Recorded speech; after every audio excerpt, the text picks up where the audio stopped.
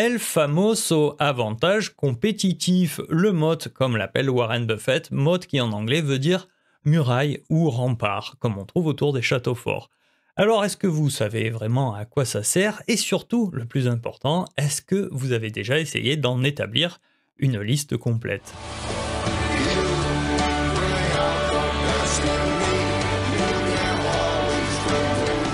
Aujourd'hui, ce qu'on va regarder, c'est l'avantage comparatif. Pourquoi ? Parce que comme vous le voyez avec cette calculette de valeur qui est disponible sur le site, a priori, quand vous faites un calcul de valeur, je ne connais absolument aucune autre manière d'arriver à une conclusion sur la valeur qui ne prendrait pas en compte ce que vont devenir les bénéfices de l'entreprise dans le futur. Voilà, c'est aussi simple que ça. Et donc, comprendre les economic moat, comme a essayé de le faire Morningstar avec le fameux moat rating qui permet d'essayer de venir pondérer quelle est la puissance du rempart concurrentiel. Ça permet en fait d'essayer d'arriver à une conclusion concernant la certitude et la qualité qu'on peut attribuer à notre avis sur ces fameux bénéfices futurs. Donc vous allez voir, c'est assez simple à comprendre et je vais vous faire une liste de tous ces avantages compétitifs, sachant que je me suis inspiré en fait de la personne qui avait aidé Morningstar à développer les fameuses economic moat de ce site qui est l'un des poids lourds de l'investissement valeur aux États-Unis. Le gars en question, c'est Pat Dorsey, voilà, qui était responsable chez Morningstar d'une équipe, je pense, de quoi que ce soit entre 50 et 100 analystes. Et c'est lui qui a essayé de réfléchir à ce qu'était la galaxie complète de ces avantages concurrentiels. Et il en a fait un livre. Moi, j'ai lu la version anglaise. Je vous ai trouvé la version française sur Amazon, a priori disponible en livraison pour environ 15 €. Et je vous mets bien évidemment le lien en description. Alors le premier avantage concurrentiel, absolument tout le monde le connaît. Et vous allez voir, pour chacun de ces avantages concurrentiels, on va évidemment essayer de comprendre pourquoi c'est top pour protéger les bénéfices, mais on va aussi se rendre compte qu'ils ont tous certaines limites et qu'ils présentent parfois pas mal de problèmes. Donc le monopole, évidemment que si vous êtes le propriétaire d'un pont que tout le monde doit emprunter pour passer d'une ville à une autre, eh bien vous mettez une barrière de péage et vous demandez aux gens de vous donner de l'argent. Ce que tout le monde comprend avec le monopole, c'est que le propriétaire d'un monopole que tout le monde est obligé d'utiliser peut faire à peu près ce qu'il veut avec le prix. Et tout ça dépend de sa capacité à pouvoir taper sur la gueule de ceux qui veulent passer par le pont ou par le tunnel ou par l'autoroute qu'il a construit ou la voie de chemin de fer. Vous commencez à comprendre la tournure que ça prend. Le gros problème d'un monopole, c'est qu'il est tellement évident pour tout le monde et il est tellement tentant de monter les prix qu'à la fin, on est dans du rapport de force et que forcément, la plupart des monopoles sont soit possédés ou régulés par l'État. Donc ça, c'est la première grosse problématique qu'il y a autour des monopoles, c'est que soit l'État va devoir les démanteler, soit il va se les approprier pour les gérer lui-même. Et la deuxième grosse problématique que posent les monopoles, c'est qu'en fait c'est trop simple. C'est un avantage concurrentiel que tout le monde comprend. Et tout le monde comprend qu'il est basé sur ce fameux rapport de force, etc., etc. Et en plus de l'État, vous avez aussi les gens qui bossent pour les monopoles qui se rendent bien compte qu'eux-mêmes, si ils montent un syndicat ou quoi que ce soit, ils vont pouvoir revendiquer une plus grande part des bénéfices, voire même parfois au-delà. Ça veut dire que le monopole, en fait, est tellement évident que tout le monde a décidé qu'il souhaitait faire en sorte de venir manger à cette table. Et en général, ça laisse pas beaucoup pour les actionnaire. Voilà, le monopole, c'est l'avantage compétitif de base, le plus facile à comprendre de tous, mais évidemment, attendez-vous à une très forte bagarre autour de la redistribution des bénéfices que génèrent les monopoles entre l'État, les actionnaires, les employés et même les clients qui finissent par gueuler. Alors après le monopole naturel dont on vient de parler, vient toute une ribambelle de pseudo-monopoles avec par exemple le brevet. Le brevet, c'est ce que déposent les entreprises qui ont fait de la R&D, technologique ou santé, médicaments, de manière justement à revendiquer un monopole temporaire. Et tout le monde est d'accord que pour rembourser leurs investissements R&D, les entreprises ont le droit d'exploiter les résultats de leurs recherches sans que personne ne vienne les concurrencer. Donc ça, c'est à nouveau un monopole. Il a la particularité d'arriver à un terme à partir duquel il est périmé. Mais c'est pas le seul désavantage. Donc par exemple, péremption de brevets, les gens qui ont investi dans Novo Nordisk, l'entreprise, le labo européen qui a fait la fameuse molécule GLP-1 de l'Ozempic, qui a été pendant très très longtemps un médicament qui était numéro 1 sur le traitement du diabète et qui est récemment devenu récemment Novo Nordisk avait fait une formulation pour le traitement de l'obésité et l'entreprise s'est retrouvée à devenir la capitalisation la plus performante en Europe. Sauf que ça a fini par se casser la figure. Pourquoi ? Parce qu'on arrivait justement à l'échéance des brevets sur cette molécule.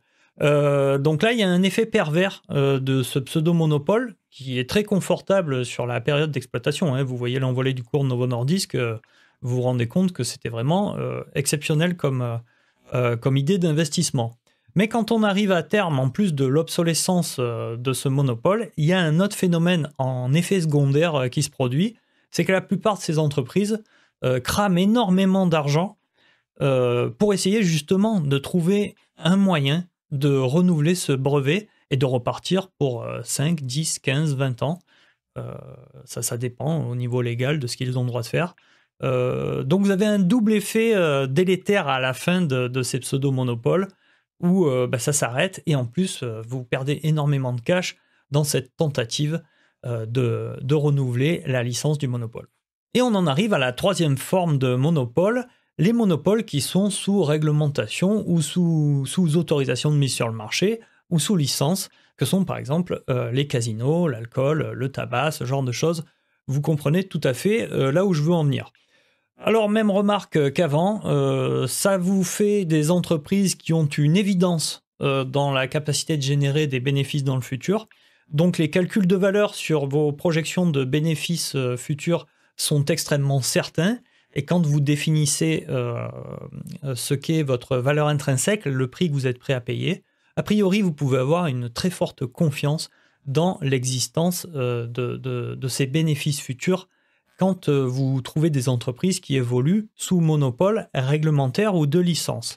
C'est à nouveau ça le but du jeu, d'identifier ces avantages comparatifs. Votre limite sera évidemment l'endroit où la réglementation peut être appliquée, la juridiction au sein de laquelle l'État qui vous octroie la licence peut taper sur la gueule des autres qui souhaiteraient vous concurrencer. Et vous aurez des soucis parce que comme vous êtes géré par une réglementation, il y a évidemment, en limite de cette réglementation, des gens qui vont trouver une manière d'un coup de vous faire concurrence parce qu'ils contournent la réglementation, parce que la réglementation n'est pas parfaite.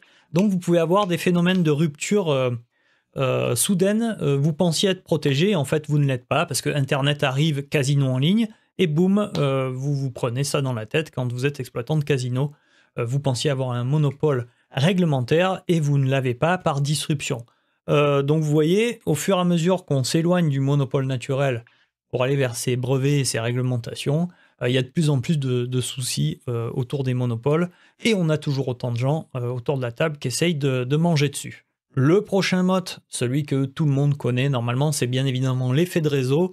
L'effet de réseau, très facile à comprendre, Visa, YouTube, Le Bon Coin, Facebook. Ce sont des business où par exemple Visa, au plus vous avez de cartes Visa en circulation, au plus de commerçants vont adopter les terminaux de paiement et au plus de commerçants acceptent la carte Visa, au plus les banques en proposent à leurs clients, etc., etc. Alors le problème de l'effet de réseau, il est extrêmement simple, c'est qu'il faut être extrêmement vigilant sur le fait que ça en soit vraiment un. Donc sur YouTube, pas d'ambiguïté, plus de vidéos, plus de viewers. Par contre, si je prends Uber, en fait, ça marche pas comme ça. Le fait que Uber soit international et déjà répandu dans des dizaines et des dizaines de villes, n'a que très peu d'impact sur l'ouverture du prochain nœud réseau, où à nouveau ils doivent repartir de zéro, encourager des gens à faire des investissements, à acheter des voitures pour devenir chauffeur Uber, trouver des clients et un petit peu atteindre cette masse critique qui fait que tout le monde est content parce que les gens qui ouvrent l'appli Uber trouvent des chauffeurs et les chauffeurs qui ont fait un investissement dans une voiture ont des gens qui se connectent à l'appli. Et Uber va, peu importe sa taille à l'international, si Uber se pointe dans une nouvelle ville et que quelqu'un a fait ça avant eux, même s'ils sont locaux, même s'ils n'ont pas d'effet de réseau international, eh bien une autre entreprise peut tout à fait être le leader d'un marché local et Uber ne peut pas bénéficier de son effet de réseau. Alors le prochain mode, tout le monde le connaît aussi, c'est le fameux écosystème très, très utilisé par Apple, où au fur et à mesure vous proposez des services et des produits, ils sont interconnectés les uns avec les autres.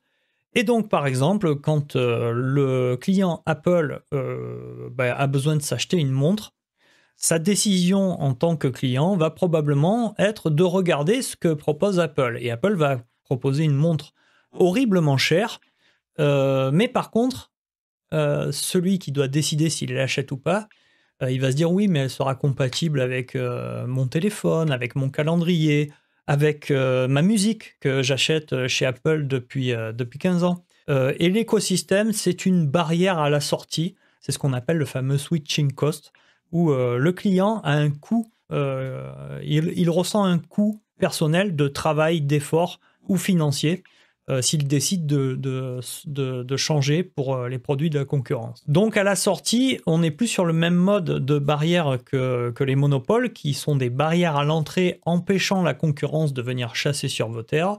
On est sur des modes de barrières qui retiennent les clients. L'effet de réseau, l'écosystème sont des barrières qui empêchent le client de partir même si la concurrence existe. Alors le prochain mode, qui est extrêmement évident à comprendre, c'est l'avantage du coût de production et c'est d'ailleurs à la base de toute la théorie sur le libre-échange où on est censé laisser les produits et les marchandises circuler autour de la planète de manière à ce que chacun se spécialise dans la production de ce pourquoi il a les coûts de production les plus bas et c'est censé enrichir toute la planète puisqu'à la fin tout est le moins cher possible. Donc c'est vraiment un aspect central de l'économie, le coût de production le plus bas. Et là, vous pouvez investir dans des entreprises qui seront dans une très très forte compétition. Et une très très forte compétition, ça veut dire quoi ? Ça veut dire qu'à la fin, il y a un prix de marché. Et c'est pas vous qui fixez les prix. Ce qui fixe le prix, c'est pas celui qui a le plus gros bâton, comme dans le monopole. C'est évidemment la loi naturelle de l'offre et de la demande. Je vous ai pris l'exemple du pétrole, par ailleurs que je connais un peu mieux que les autres, je bossais là-dedans il y a encore 15 ans sur ce genre de plateforme. Là, c'est de l'IA, donc c'est n'importe quoi, mais l'idée c'est que voilà, sur ce genre de plateforme, quand moi j'avais attaqué le boulot, c'était en Angola, et justement, on voulait démarrer des forages en haute mer au large de l'Angola. Je bossais avec les Américains, la société Chevron devait démarrer ça, et nous on était la société Halliburton, on devait faire les forages directionnels pour récupérer ce pétrole. Et le projet avait été validé parce qu'à l'époque, le baril avait franchi les $100. Et en dessous de ces $100-là, le projet n'était évidemment pas rentable et il avait été annulé aux alentours de la crise de 2008-2009 parce qu'évidemment le prix du pétrole s'était cassé la figure. Et puis face à tout ça, vous avez l'Arabie Saoudite ou Oman ou ce genre de pays où on trouve le pétrole encore pas trop profond et même si c'est un peu profond, c'est pas compliqué d'aller le chercher et on peut trouver du pétrole avec des coûts de production à 5-10 $. Donc voilà, dans un marché ultra ouvert, ultra concurrentiel, tout ce que vous voulez, à la fin, parmi la multitude d'acteurs qui sont cotés en bourse profitant de ces marchés-là, en général, le plus intéressant est quand même celui qui a le coût de production le plus bas, parce qu'en fonction de ce qui se passe sur les prix du marché, en fait, d'un coup, vos marges disparaissent ou l'entreprise finit par faire faillite à cause de sa non-rentabilité, etc., etc. Votre confiance dans les bénéfices futurs augmente en termes de certitude et de qualité quand vous choisissez le low-cost producer. C'est aussi simple que ça, et c'est pour donner plus de confiance dans ce que vous estimez des bénéfices futurs. Alors le prochain mode, assez connu aussi, c'est à nouveau un mode de coût du changement. On l'a déjà vu avec l'histoire de l'écosystème d'Apple, mais là le coût il est induit par un passif qui s'est accumulé entre clients et fournisseurs, et surtout dans les relations business to business, ce passif peut prendre des dimensions colossales, au point que l'intrication entre le client et le fournisseur devient mortelle si on essaye de couper le cordon. Donc là, je vous prends l'exemple du dessin industriel que font des grandes entreprises comme Airbus avec le fournisseur de logiciels Dassault. Donc ça, c'est un univers que je connais assez bien. Avant de faire du pétrole, j'étais moi-même formé ingénieur mécanique dans une petite école qui s'appelle les Arts et Métiers. Et quelle que soit la proposition d'un concurrent, même s'il vous fait 90% de réduction sur le coût d'utilisation d'un logiciel concurrent, il est impossible, par rapport à la masse engagée dans le nombre de personnes qu'il faudrait convertir au nouveau logiciel, ou dans la conversion de cet actif numérique, ou dans le risque industriel et mortel que vous prendriez si vous étiez PDG d'Airbus de passer à autre chose. Il est impossible que cette décision soit prise, quelle que soit la réduction de coût dans l'offre de service d'un concurrent. Le switching cost est trop important. Alors le prochain mode, extrêmement connu aussi, c'est la marque, mais la marque, il va falloir qu'on différencie deux aspects fondamentaux. Donc évidemment là, on sort complètement de ces histoires de barrière à l'entrée des monopoles, ou du switching cost, barrière à la sortie qui retient le client par des mécanismes de contrainte. Là, on va rentrer un petit peu dans les modes, les avantages compétitifs qui relèvent du consumer behavior, de la décision du consommateur. Donc là, c'est tout le pan marketing du business. Il y a énormément de bouquins à lire sur le sujet. Et il y en a un sur le consumer behavior qui est très sympa à lire, qui est de consumer behavior par... je vous mettrai le bouquin en description. Et la marque, justement, sa première fonction, et ça, c'est ce qu'on retrouve chez toutes les marques qu'on voit dans nos grandes surfaces, Procter & Gamble, Erta, Fleury Michon, toutes ces marques-là fonctionnent sur le mécanisme de diminution du coût de recherche. Voilà.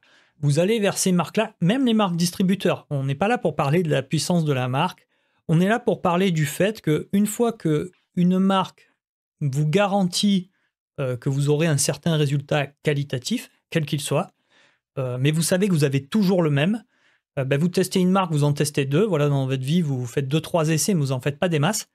Une fois que ces essais-erreurs, vous les avez fait 2-3 fois, vous vous servez de la marque comme d'une référence qui diminue votre coût de recherche. Et après, vous avez ce qu'on appelle les marques de luxe, où là, vous avez plutôt un achat qui relève du fait que vous payez par rapport à ce que vous achetez représente.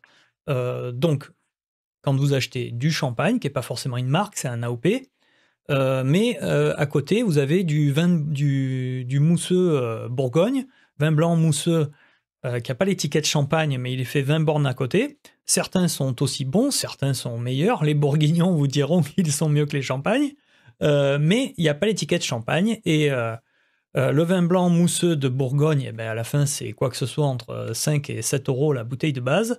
Et le champagne, c'est quoi que ce soit entre 18 et 35 euros la bouteille de base. Et ça vient du fait que, en France, on a baptisé nos rois de France au champagne et pas au vin blanc mousseux de Bourgogne. Les deux types de marques fonctionnent pas pareil. Et disons que la marque de confiance, son problème, c'est que ça peut s'éroder avec le temps. Donc déjà, la marque de confiance ne doit jamais briser la confiance. C'est aussi simple que ça. Vous faites une promesse de goût, vous faites une promesse de texture, vous faites une promesse de résultat, de qualité. Donc ce qu'il faut surveiller chez les marques de confiance, c'est que la promesse soit toujours tenue et que le management ne s'invente pas une nouvelle promesse parce que soi-disant maintenant, ça c'est pas bien, il faut l'enlever. Et puis avec les marques de luxe, c'est l'inverse. Le temps ne va pas jouer contre elles. A priori, si elles sont bien gérées et que celui qui s'en occupe ne vient pas casser l'imaginaire qui s'est créé entre la marque et ce qu'elle représente, eh bien au plus le temps passe, au plus cet imaginaire légendaire se renforce. C'est le cas par exemple avec le sac Birkin qui a été créé il y a quelques dizaines d'années pour Jane Birkin et dont le sac original s'est vendu récemment, je crois, à 8,6 millions aux enchères. Donc vous avez ce renforcement de la légende dans le temps. Et puis ça ne sera pas concurrençable parce qu'on ne peut pas recréer l'histoire. L'histoire, elle est ce qu'elle est. Et si on a baptisé nos rois au champagne, personne ne pourra essayer de recréer ça dans l'imaginaire des gens à partir d'une autre boisson. Après, en général, ce qui va avec les marques, c'est l'avantage compétitif de la préférence, du goût, voire de l'addiction. Et là, en fait, ce n'est pas concurrençable d'avoir un produit qui fonctionne sur un goût particulièrement identifié. Parce que quand les gens choisissent le Nutella, eh bien le Nutella, c'est le goût du Nutella. Et aucun concurrent ne peut arriver avec un argument pour dire que leur produit est mieux. Parce que dans le goût, il n'y a pas de notion de mieux. Ce n'est qu'une notion de préférence. Donc ça, vous le retrouvez également avec les addictions. Il y a des gens qui sont addicts au café, il y a des gens qui sont addicts à la cigarette, il y a des gens qui sont addicts à un salaire mensuel. Mais enfin, vous comprenez ce que je veux dire. Donc il y a des préférences, mais il n'y a pas de mieux et de moins bien. Donc c'est inconcurrençable de venir concurrencer ce que les gens préfèrent. S'ils le préfèrent, c'est comme ça. Et puis vous avez le dernier avantage compétitif qui est celui d'avoir un manager exceptionnel qui, quelles que soient les circonstances du business, même si c'est des business qui ne sont pas censés tourner, en font des choses exceptionnelles. Donc là, évidemment, Jeff Bezos qui a démarré avec une librairie de bouquins d'occasion sur Internet et qui en a fait Amazon. Warren Buffett qui avait investi dans Berkshire Hathaway, une entreprise de textile vouée à faire faillite et qui en a fait le méga conglomérat avec 20% annuel de rendement cumulé sur 60 ans. Donc vous avez quelques étoiles filantes comme ça qu'il est important de repérer. Très récemment, c'est le pari qu'ont fait beaucoup de gens avec Elon Musk, qui est numéro 1 sur la technologie. Après, évidemment qu'une fois que vous avez fait le pari de suivre quelqu'un d'exceptionnel, vous avez aussi le risque que ça foire à cause de lui. C'est la question qui se passe en ce moment sur Tesla. Rien à voir avec les opinions politiques de Musk, il fait bien ce qu'il veut. Mais la question qui se pose, c'est est-ce que c'est en faveur ou non de la croissance de son business Tesla. SpaceX et compagnie, il y en a d'autres chez lui. Voilà, c'était un nouveau tutoriel qui, je l'espère, vous aide à investir avec beaucoup plus de certitude. Et dans un des prochains, on fera sûrement le calcul de valeur dans tous les détails pour que vous compreniez bien comment cette histoire de valeur intrinsèque fonctionne. Donc, je vous invite à vous abonner si vous voulez voir ça. Et je vous souhaite à tous une excellente fin de semaine. À très bientôt.